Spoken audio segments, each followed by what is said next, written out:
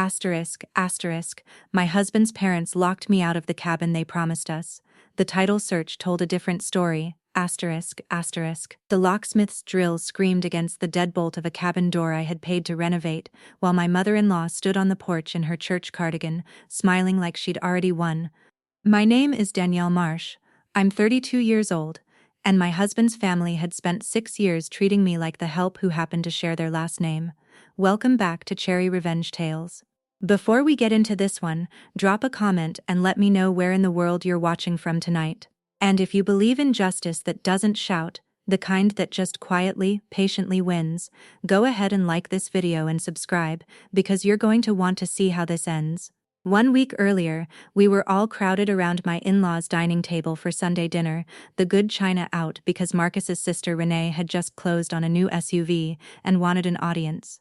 My father-in-law, Walter, was pouring wine like he was hosting royalty, and my mother-in-law, Carol, kept steering the conversation toward everyone's accomplishments except mine.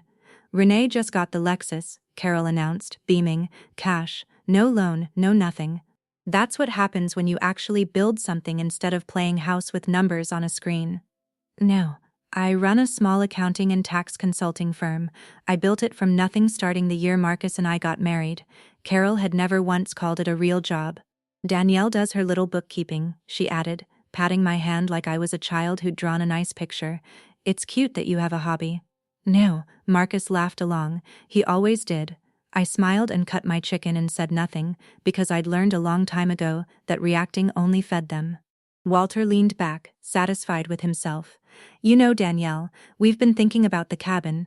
Marcus's grandfather built that place with his own 2 hands. It's not really, well, it's not the kind of property that should just go to anybody who marries in.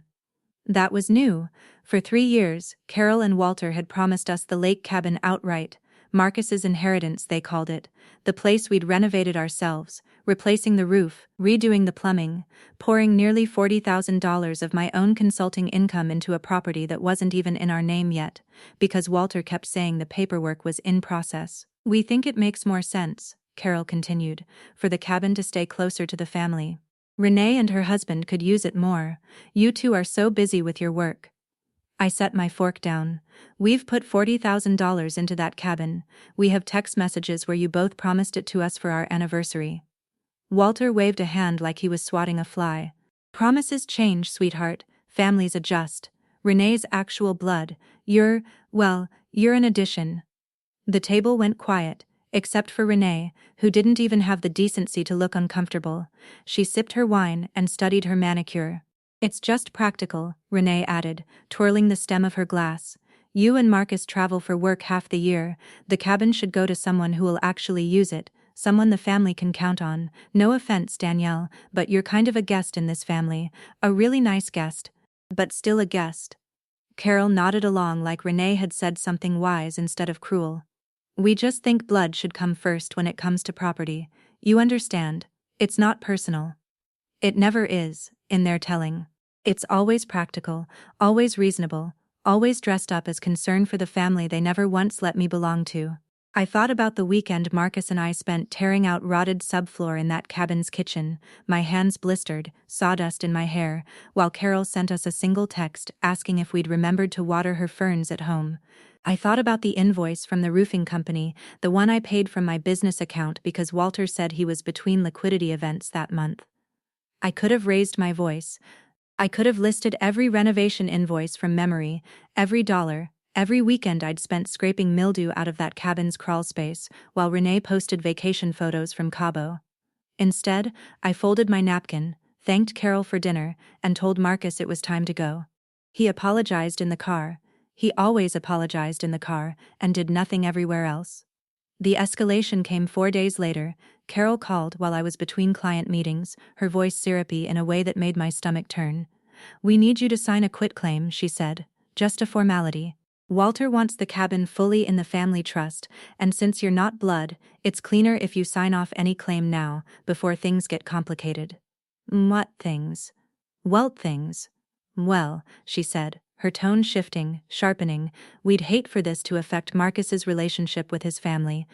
You understand how these things go. People start asking questions about a marriage when a wife won't just cooperate. It wasn't a request, it was a threat wearing a cardigan. I'll think about it, I said, and I meant it, because I already knew exactly what I was going to do with that time. I hung up and sat in my parked car outside my office for a full 10 minutes before I trusted myself to walk back in and finish my afternoon meetings. Not out of anger, I want to be clear about that. I don't do anger well, and I've never found it useful. What I felt was closer to clarity, the same feeling I get when a client's books don't reconcile, and I know, before I've even opened the ledger, that somewhere in those numbers is a story someone doesn't want told. Carol had just told me, without meaning to, that there was a story. All I had to do was go find it. That night, after Marcus fell asleep, I opened the folder I'd kept quietly for 2 years, not out of paranoia but out of habit, because numbers had taught me that people who change their story eventually need proof of the version they're currently telling. I pulled every renovation receipt, every wire transfer from my business account, every text message where Carol and Walter had promised the cabin as our anniversary gift. I found the county records portal and requested a formal title search, the kind a title company runs before closing, the kind that shows every name that's ever touched a deed. What came back 3 days later made me sit very still at my kitchen table for a long time. The cabin wasn't in a family trust. It had never been in a family trust. 18 months earlier, Walter had quietly deeded the property, the one they'd been dangling in front of us, the one we'd renovated with our own money, into Renee's name alone, not shared, not held for the family, hers. While Carol was on the phone demanding I sign away rights I'd never even been given, the two of them already knew I had no legal claim to protect, because they'd already given the cabin away behind our backs. They weren't asking me to give something up. They were asking me to formally agree I'd never had anything, so I couldn't later prove what they'd taken. I sat with that for a long while, tracing the timeline again and again to make sure I hadn't misread it. 18 months. That meant Walter had transferred the cabin to Renee not long after our last big renovation push, the one where I'd personally wired $11,000 for a new septic system because he swore the trust paperwork was almost finalized, and we'd be reimbursed once everything transferred properly. He'd taken my money knowing full well the property was already leaving our hands. That wasn't forgetfulness. That was a decision, made quietly, while I was on a ladder scraping old paint off his father's porch railing. I didn't confront them. I made copies. The following Saturday was Renee's engagement party, held at the very cabin in question, string lights strung across the deck we'd rebuilt, 40 guests toasting champagne on a porch I had personally sanded and stained. Carol wanted an audience for everything, and this time, that would work against her. Before we left the house, I clipped on my smartwatch, the one with the voice recorder app I'd quietly tested weeks earlier, and pressed record. A small, steady vibration confirmed it was running. I slipped my phone into my bag on video mode as backup, propped at an angle in the outer pocket. If Walter and Carol wanted a show, I intended to keep the receipts. The party was in full swing when Carol cornered me near the drink table, Walter and Renee flanking her like she'd assembled a firing squad. "Did you sign the quitclaim?" Carol asked, smile fixed, eyes hard. "No," I said calmly, "because there's nothing to quitclaim. You gave the cabin to Renee 18 months ago." The smile fell off her face like a mask slipping. "How dare you go digging through," Walter sputtered, red climbing up his neck. "This is a family matter. You have no business." "I have $40,000 of receipts saying otherwise," I said, my voice even, unhurried. "I have text messages promising this cabin as our anniversary gift. I have a title search showing exactly when it was transferred, and to whom, while you were pressuring me to sign away rights you already knew didn't exist." "You ungrateful little gold digger," Carol hissed, loud enough that heads at the nearby tables turned. "We took you in. We gave you a family. And this is how you repay us, snooping through county records like some kind of criminal?" "Public records," I said. "Anyone can request them. I just did." "You think a piece of paper makes you family?" Renee cut in, stepping forward with the particular cruelty of someone who'd never once had to earn anything. "You're a bookkeeper who married up. This cabin was never going to be yours. It was never going to be some little accountant's weekend flip project." I let the words land and pass through me without so much as a blink. Somewhere on my wrist, the recording quietly continued. "I've got 48 hours, I said, checking the time on that same watch, "until my lawyer files a lien against this property for the value of unreimbursed capital improvements made in good faith reliance on your written promise." That clock started the moment I confirmed the transfer date. So whatever you're going to say to me, I'd say it now. Walter's face went pale. Carol's mouth opened and closed like she couldn't find the next insult fast enough. That's when a car pulled into the gravel drive, not one of the guests. A woman in a plain gray blazer stepped out, folder in hand, and introduced herself as an investigator with the county recorder's fraud division, following up on an anomaly flagged during my title search request. The same 18-month-old deed transfer had been backdated on a second, conflicting filing Walter submitted only 6 days earlier, after Carol's phone call to me, in an apparent attempt to paper over the timeline. Mr.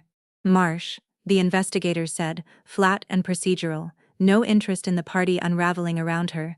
We'll need you to come down and clarify some discrepancies in these filings. Backdating a property transfer is a serious matter. The string lights kept twinkling. The champagne kept going flat in forgotten glasses. And Walter Marsh, who 20 minutes earlier had called me an addition to this family, stood frozen on his own reclaimed deck with a county investigator reading him his rights to remain silent about the timeline he'd fabricated. Renee turned on her father first. You told me this was clean. You said you filed it right the first time.